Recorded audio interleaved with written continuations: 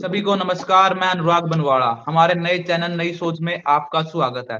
देश में लोकसभा चुनाव समाप्त होने के बाद अब बवाल मचा हुआ नीट के ऊपर। नीट में जिस प्रकार की धांधली के सवाल उठ रहे हैं नीट के ऊपर, तो वो भी एक देश की सियासत में आकर देश की सियासत के केंद्र में नीट की परीक्षा को खड़ा कर दिया गया। आज नीट के मामले को लेकर सुप्रीम कोर्ट में भी आज सुनवाई हुई थी। आप देखिए, 4 जून को नीट के नतीजे आए थे। उसी 4 जून को देश में लोकसभा चुनाव के नतीजे आए, परंतु 4 जून लोकसभा चुनाव के नतीजों की आवाज में बच्चों के साथ जिस प्रकार का खिलवाड़ एनटी ने करने का काम किया, उन बच्चों की आवाज उन चुनावी परिणाम में, लोकसभा के चुनावी रिजल्ट में दबकर रह गई। ना अखबार के पन्नों में उन्हें जगह मिली, ना मीडिया चैनलों की डिबेट में उन्हें जगह मिली। अब कहीं ना कहीं वो जगह उन्हें मिलती जा रही है। हमारे साथ इस मुद्दे पर चर्चा करने के लिए हमारे दो साथी मौजूद हैं। सीधी जी, आपका बहुत बहुत स्वागत है। बहुत शुक्रिया अनुराग, नमस्कार। हर्ष जी, आपका भी बहुत बहुत स्वागत है। बहुत बहुत शुक्रिया अनुराग जी। सीधी जी, मैं आपसे पूछना चाहता हूँ कि जिस प्रकार का रवैया एनटीए का नीट को लेकर सवालों के घेरे में आ रहा है, तो आपकी टिप्पणी इस पर क्या है? क्योंकि ज्यादातर बच्चों का भविष्य अंधकार में जिस प्रकार एनटी ने धकेलने का काम किया, तो निश्चित रूप से उन बच्चों के भविष्य भी एक खतरे की तलवार उन बच्चों के भविष्य के ऊपर लटकती हुई साफ नजर आ रही है। नीट के जिस प्रकार का खिलवाड़ एनटीए ने नीट के साथ किया है। बिल्कुल। अनुराग, मैं आप ही के कथन से शुरू करना चाहूँगा, जहाँ पर आपने कहा कि 4 जून को एक तरफ जहाँ प्रधानमंत्री नरेंद्र मोदी के लिए खुशी की खबर सामने आ रही थी, तो वहीं दूसरी तरफ जो 4 जून का ही जो दिन था, उसी दिन नीट के बच्चों का रिजल्ट भी घोषित कर दिया गया। हालाँकि ये रिजल्ट जो था, वो पहले बताया जा रहा था कि ये रिजल्ट 14 जून को आने वाला है, लेकिन 10 दिन पहले इस रिजल्ट को इलेक्शन की जो एक शोरगुल था, उसके बीच में इस रिजल्ट को घोषित कर दिया गया, जहां पर इसके जिसके बाद देखा गया कि रिजल्ट में काफी धांधलियां देखी गई, जिस पर अभी आरोप लग रहा है कि 4 जून का जो दिन था, उस दिन सब लोग इलेक्शन में बिजी थे, तो एनटीए ने एक साजिशन रूप से इसको एक तरीके से इलेक्शन के रिजल्ट वाले दिन 4 जून को घोषित कर दिया।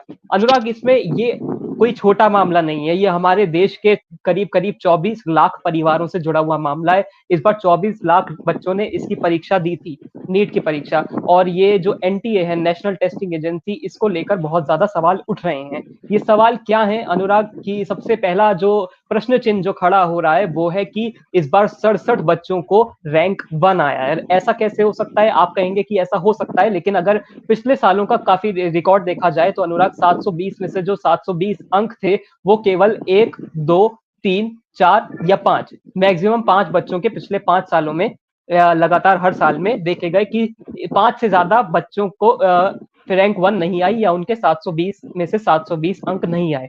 लेकिन इस बार जो ये आंकड़ा है, वो बहुत ज्यादा बढ़ गया और वो 67 तक पहुंच गया।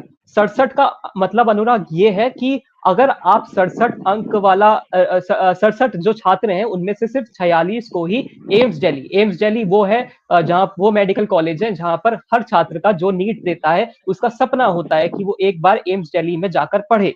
और अगर 46 सीटें जनरल के लिए एम्स दिल्ली में हैं, तो अनुराग, ये भी अपने आप में एक बड़ा सवाल है कि उन 67 बच्चों को, उनमें से सबको ये सीट नहीं मिल पाएगी, क्योंकि सिर्फ 46 सीटें ही एम्स दिल्ली में मौजूद हैं। तो अपने आप में ये है कि अगर एक बच्चा 720 अंक लाने के बावजूद भी देश के सबसे अच्छे संस्थान में नहीं पढ़ पा रहा है, तो ऐसा क्या करे कि उसको उस कॉलेज में एडमिशन मिल जाए? तो ये अपने आप में एक बहुत बड़ा सवाल है।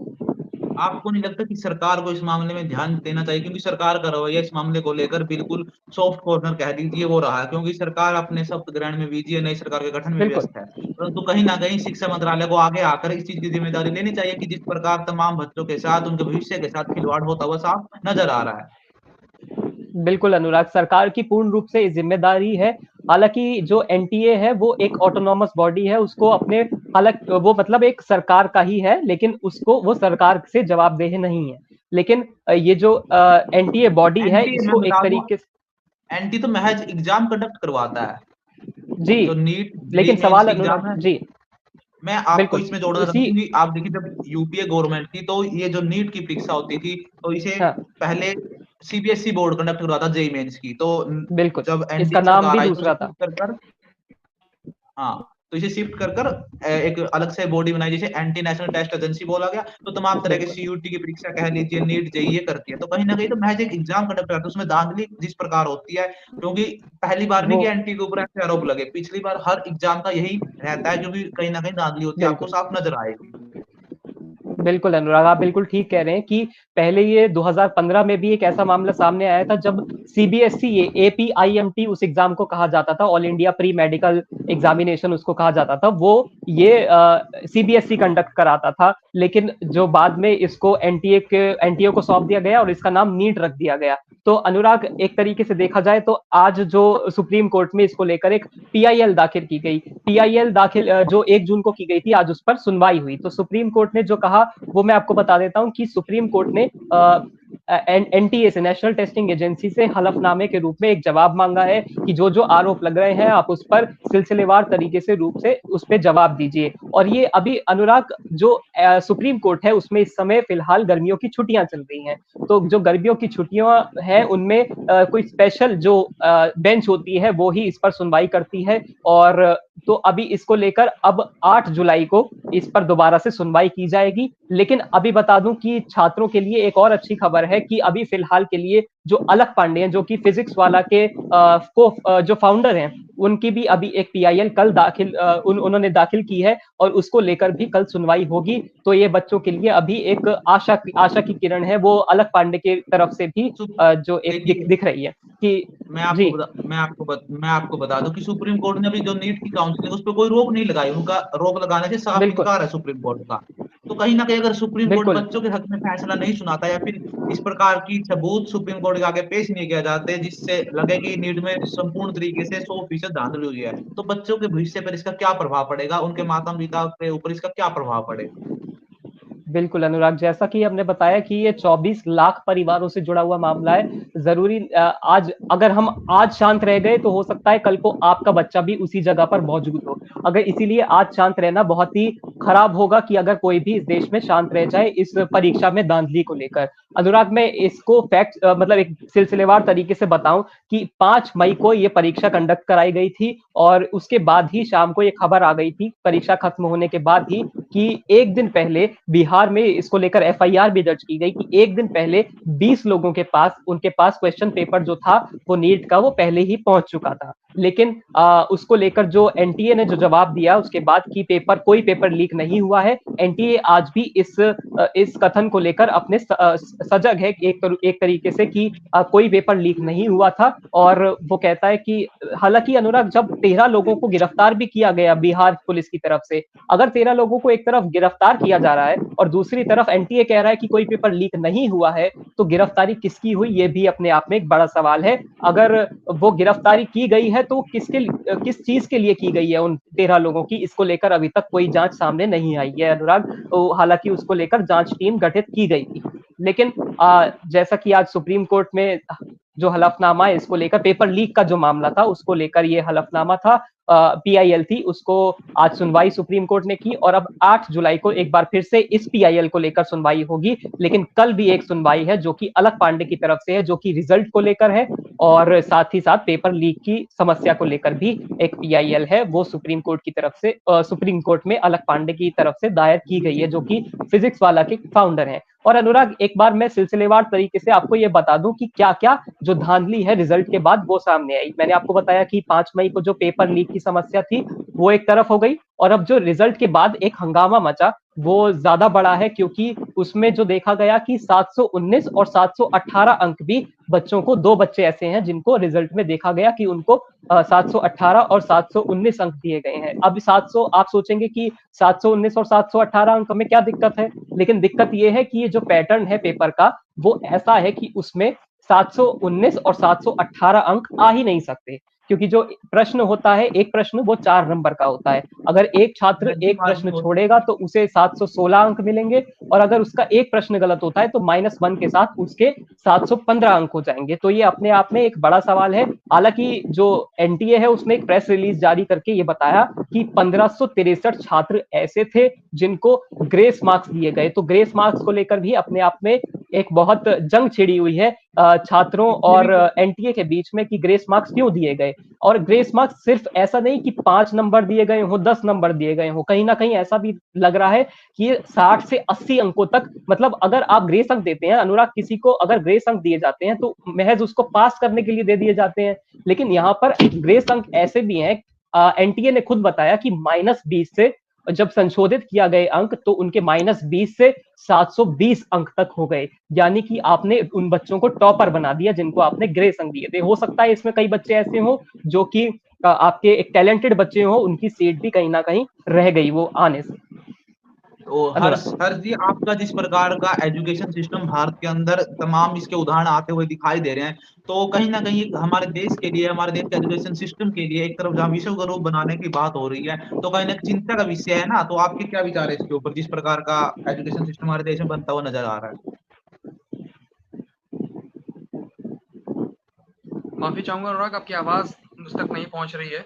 मैं कह रहा हूँ, मेरा सवाल आपसे कि जिस प्रकार का एजुकेशन सिस्टम हमारे देश में बनता हुआ नज़र आ रहा है, तो आपके क्या विचार है उसके ऊपर? क्योंकि एक तरफ देश को विश्व गुरु बनाने की बात हो रही है, परंतु जिस प्रकार का एजुकेशन सिस्टम बार-बार बच्चों के साथ जिस प्रकार का खिलवाड़ हमारे एजुकेशन सिस्टम के द्वारा हो रहा है, तो निश्चित रूप से बच्चों के भविष्य के लिए चिंता की बात है। तो आपका क्या विचार है इसके ऊपर?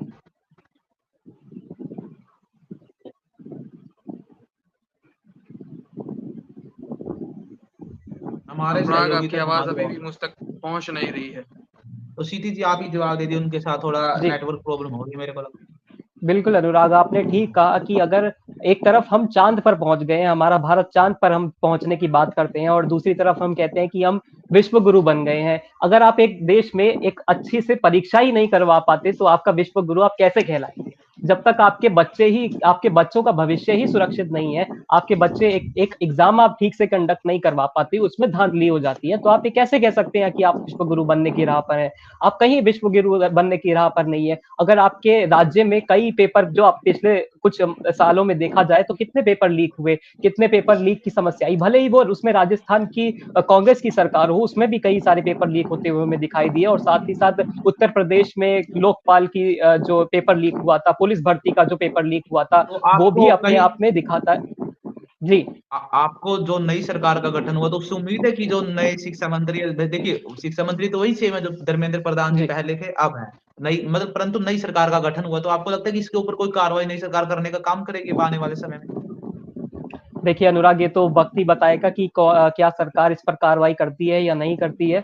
लेकिन इस पर अभी कुछ कहना मेरा ठीक नहीं होगा क्योंकि अभी हम कुछ नहीं कह सकते कि सरकार अब इस पर ध्यान देगी या नहीं देगी। लेकिन एक तरीके से बता दें कि 24 लाख परिवारों से जुड़ा हुआ ये मामला है। हमने इसको लेकर एक वीडियो सिलसिलेवार तरीके से बनाया है। उसको हमारे चैनल पर आप हमारे दर्शक देख सकते हैं। और अनुराग, ये एक बहुत गंभीर मामला है। इसको लेकर सुप्रीम कोर्ट भी एकदम गंभीर होना चाहिए। गंभीर है, खैर देखा जाएगा। वो तो अब जो फैसला आएगा उसके बाद देखा नहीं, जाएगा निश्चित रूप कि क्या होता है। अगर अगर 8 जुलाई को अनुराग, मैं थोड़ा इसे इलैबोरेट करना चाहूंगा कि अगर 8 जुलाई को जैसा कि सुप्रीम कोर्ट में अगली सुनवाई होनी है, जैसा कि आज सुप्रीम कोर्ट ने इसको लेकर कहा है कि जवाब दायर किया जाए एनटीए की तरफ से। अगर 8 जुलाई को जो ये पीआईएल का जवाब देते हैं, जब एनटीए देता है हलफनामे के रूप में, तो ये अपने आप में 8 जुलाई तक यहाँ पर काउंसलिंग का जो प्रोसेस है वो एक तरीके से खत्म हो चुका होगा। वहां पर कॉलेज का जो बंटवारा है बच्चों में वो कर दिया जाएगा, उनकी सीट्स का जो बंटवारा है वो कर दिया जाएगा। लेकिन सुप्रीम कोर्ट के पास बच्चों में एक आशा होनी चाहिए कि सुप्रीम कोर्ट के पास स्पेशल एक्ट के तहत 144 के तहत ये स्पेशल पावर्स हैं कि वो अगर काउंसलिंग का प्रोसेस पूरा भी हो जाता है तो उसके बाद भी वो उस परीक्षा को रद्द कर सकता है और दोबारा से री एग्जाम हो सकता है। तो अपने आप में एक आशा जो है वो बच्चों की सुप्रीम कोर्ट के उस साथ बनी रहनी चाहिए। अनुराग। आपको कितनी उम्मीदें लगती है कि नीट की परीक्षा या फिर जो नीट का रिजल्ट है वो रद्द हो सकता है? देखिए, ये तो मैं नहीं कह सकता, लेकिन जिस तरीके से धांधली देखी जा रही है रिजल्ट को लेकर, क्योंकि शिक्षक सिर्फ ऐसा नहीं है कि छात्र इसको लेकर प्रदर्शन कर रहे हैं, क्योंकि एनएसयूआई के साथ एबीवीपी और साथ में लेफ्ट के जो कई सारे जो संगठन है, स्टूडेंट यूनियंस हैं, वो इसको लेकर प्रदर्शन कर रहे हैं लगातार। कांग्रेस भी इसको लेकर आवाज उठा रही है, विपक्ष की तरफ से इसको लेकर आवाज आ रही है। तो कहीं ना कहीं सिर्फ छात्र ही नहीं, साथ ही साथ उनके शिक्षक भी ये सवाल उठा रहे हैं कि इस पेपर में धांधली हुई है कहीं ना कहीं। और जैसा कि 5 मई का जो मैं बार बार कह रहा हूं कि अगर आप बिहार पुलिस को ये पता चला कि पेपर लीक हुआ था, 20 लोगों के पास वो पेपर पहुंचा था, उसमें मैं बता दूं अनुराग की एफआईआर में ये भी लिखा गया है, हालांकि एफआईआर की कॉपी हमारे पास नहीं है, लेकिन जैसा कि मीडिया रिपोर्ट्स के द्वारा मैंने सुना है, उसमें ये पढ़ा है और देखा है, उसपे हिसाब से वो उसमें ये भी दिखाया गया है कि एक जो बच्चा था उसने ये कबूला है कि हमें एक दिन पहले एक जगह पर बुलाकर पेपर दिया गया और हमें वो रटवाया गया।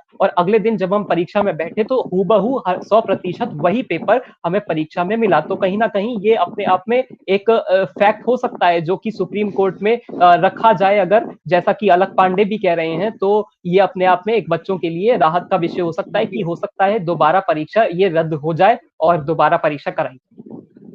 मैं आपको बता दूं कि नीट या फिर जेयू जैसे तमाम एग्जाम की कोचिंग जब बच्चे लेते हैं तो भारी भरकम फीस होती है। एक गरीब माँ बाप अपने बच्चों को अपना मेहनत की जो कमाई है, मेहनत की कमाई जोड़ जोड़ कर बच्चों को कोचिंग दिलवाते हैं, क्योंकि हमारे देश में एजुकेशन सिस्टम इस प्रकार का नहीं कि आप गवर्नमेंट स्कूल में, क्योंकि अब गवर्नमेंट स्कूल में इस प्रकार की जी व्यवस्था नहीं है। हर कुछ कुछ गवर्नमेंट स्कूलों को छोड़ दीजिए, परंतु ग्रामीण लेवल पर या फिर ग्रामीण सदर पर ऐसे स्कूल नहीं है कि उनमें बच्चे पढ़कर इस प्रकार की परीक्षाओं को पास करके यहाँ चले जाए। तो तमाम बच्चे कोचिंग का सहारा लेते हैं, कोई कोटा जाता है, कोई कहीं, तमाम ऑनलाइन माध्यम के साथ भी बच्चे तैयारी करते हैं। उस भारी भरकम फीस के साथ कहीं न कहीं माँ-बाप के सपने भी चूर-चूर होते हुए आपको दिखाई दे रहे होंगे, जिस प्रकार की धांधली हुई है। बिल्कुल। अनुराग, ये मैं लगातार बता रहा हूँ कि ये बहुत गंभीर मामला है। बच्चों की शिक्षा व्यवस्था को लेकर ये सवाल उठ रहे हैं। एनटीए को लेकर ये सवाल है, जो कई सारे एग्ज़ाम्स कंडक्ट करवाती है, ना सिर्फ नीट का करवाती है बल्कि जेईई का पेपर भी, जो कि इसके लिए किया जाता है। जेईई का जो इंजीनियरिंग का पेपर होता है वो भी एनटीए कंडक्ट करवाता है। साथ ही जेईई मेन क्लैट का और जेईई पेपर भी, एडवांस दोनों वो एनटीए जो लॉ के लिए होता है, वो लगातार एनटीए कई सालों से करवाता आ रहा है। तो ना सिर्फ ये एक सरकार को लेकर है बल्कि एनटीए की जो व्यवस्था है उसको लेकर भी एक बड़ा सवाल है। देखिए, एनटीए का जो मैं आपको बता दूं कि जो तमिलनाडु के मुख्यमंत्री है एमके स्टालिन, तो उनका कहना है कि नीट को रद्द कर देना चाहिए। उन्होंने पिछली साल भी जो जी तमाम तमिलनाडु के राज्यपाल को भी लेटर लिखा, राष्ट्रपति को उन्होंने लेटर लिखा कि नीट को रद्द कर देना चाहिए। जो एमबीबीएस में एडमिशन होने चाहिए वो 12वीं के नंबरों के आधार पर ही होने चाहिए, क्योंकि आप देखते हो कि जब 4 जून को नीट का रिजल्ट आया तो कई छात्रों के जीवन लीला समाप्त करने की खबरें भी सामने आई। तो जी कहीं न अनुराग, कहीं मैं कागज़ का कूड़ा एन एक ज़िंदगी से बड़ा जी होता हुआ दिखाई दे रहा है बच्चों के उसमें, क्योंकि बच्चे इस बिल्कुल सद्भाव, इस सदमे को सहन नहीं कर पाते।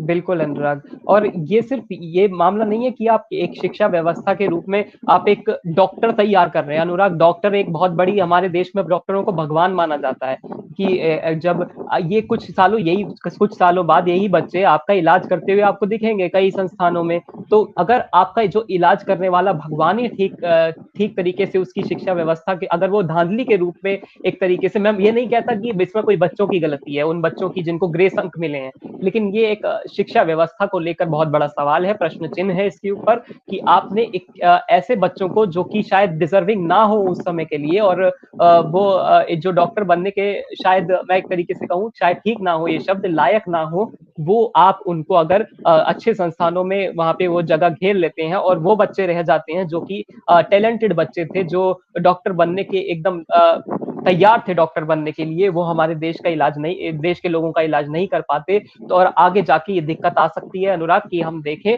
कि जैसा कि हमारे देश में जिस तरह से कोविड के समय डॉक्टरों को एक तरीके से भगवान मान लिया गया, उनको एक वो ये जो हमारी भावना थी वो एक तरीके से सुदृढ़ हुई कि वो डॉक्टर हमारे लिए भगवान है, उन्होंने किस तरीके से मेहनत करी। तो अनुराग, ये एक बहुत बड़ा गंभीर मामला है, इसको लेकर हमें बिल्कुल भी कोताही नहीं बरतनी चाहिए। ये बहुत एक गंभीर मामला है, मैं यही कहूँ। क्षितिज जी और हर्ष जी, आपका बहुत-बहुत धन्यवाद हमसे बातचीत करने के लिए। मैं फिर अपने चैनल के माध्यम से, हमारी इस और वीडियो के अनुराग, मैं माध्यम इसमें से एक फैक्ट मैं और जोड़ना चाहूंगा अनुराग, इसमें कि बोलिए। एक जो जो ग्रेस अंक दिए गए हैं वो एनटीए ने बताया कि 2018 का जो सुप्रीम कोर्ट का फैसला था उसको लेकर दिए गए हैं, जो कि क्लैट की शिक्षा जो परीक्षा होती है उसको लेकर सुप्रीम कोर्ट द्वारा दिया गया था, जहां पर भी बच्चों का टाइम वेस्ट हुआ था, जैसा कि अभी इस नीट की परीक्षा में 2024 नीट की परीक्षा में देखा गया। लेकिन वो परीक्षा जो थी क्लैट की, जो लॉ के लिए कराई जाती है, वो एक ऑनलाइन परीक्षा थी, और जो नीट की परीक्षा है वो हाथ से आपको लिखना पड़ता है उसमें। तो अपने आप में ये भी एक बड़ा अंतर है दोनों में कि आप ग्रेस अंक किस आधार पर दे रहे हैं, ये भी अभी तक एनटीए ने नहीं बताया गया है। लेकिन हालांकि एनटीए ने बताया कि 1563 छात्र ऐसे हैं जिनको ग्रेस अंक दिए गए। अनुराग, बहुत बहुत धन्यवाद आप दोनों का हमसे बातचीत करने के लिए। तो हमारे इस वीडियो के माध्यम से, हमारे चैनल के माध्यम से हम देश की सरकार और एनटीओ को कहेंगे कि निष्पक्ष रूप से इस पूरे घटनाक्रम की जांच हो और निष्पक्ष रूप से जांच की जाए और तमाम ऐसे व्यक्तियों के खिलाफ कार्रवाई की जाए जिन्होंने इसमें धांधली की है, और उन बच्चों के भविष्य को बर्बाद मत होने दीजिए। ये 24 लाख परिवारों से जुड़े मामले हैं। तो बहुत बहुत धन्यवाद, हमारे इस पेशकश में इतना ही।